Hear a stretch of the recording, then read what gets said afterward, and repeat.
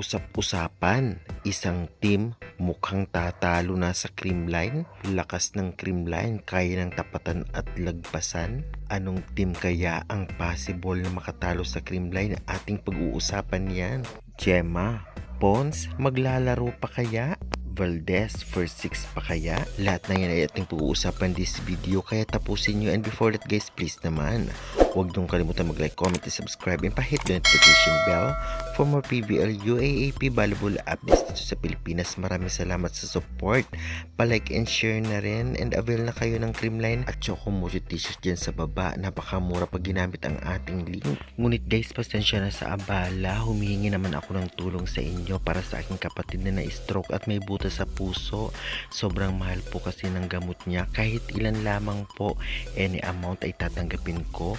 Diyos na lamang po bahala sa inyo. And God bless na lamang. I-shoutout ko na lang po kayo upang pasalamatan sa mga susunod na video. Thank you. Maraming nga nagsasabi ngayon pa lamang at hindi pa nagsisimula ang PBL on tour na may mga katalon doon sa creamline. Alam naman nating lahat na bumalik ang lakas ng creamline dahil din sa tulong ng ibang players. Isa nga dito sina Gemma Galanza, Bernadette Pons, Tots Carlos, Alyssa Valdez, Gia at iba pa na alam naman natin na hindi sila magsi-champion kung wala ang lahat ng players at nagtutulungan at nagsasamahan. Ang tinutukoy nga ng ilan ay ang Capital One Solar Spikers dahil nga nakuha nila ang malakas na players galing sa Signal na si Vanny Gandler at Santos. At kapag sinamahan pa daw ni Bella Belen ay talagang grabe ang lakas na opensa-depensa, maaasahan din. Samahan pa ni Jaja Maraginot na alam naman natin magaling na setter at may nagsasabing mukha makukuha pa nila sila Mina na talaga namang bagong recruit galing sa UAAP. At alam naman natin na may magaling din na libero at isa pang setter. Ito ang Capital One, kagaya na lamang ito Linada. Kaya naman tiyak, possible na mangyari talagang matalo nila ang creamline. Ganun pa man, bilog pa rin ang bola. At alam naman natin na wala pang connection. Ito nga mga players ng Capital One na bago na sina Santos at itong si Vanny Gandler sa kanilang magiging setter.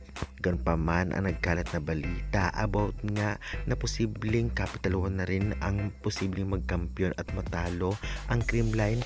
Oo, masasabi natin na possible dahil sa lakas talaga ng recruit at may malalakas na dati pa sa Capital One. Ganun pa man, masasabi nga natin na bilog pa rin ang bola at tiyak marami pang kaabang-abang sa ibang team na magpapalakas sa kanila dahil sa mga recruit din ito.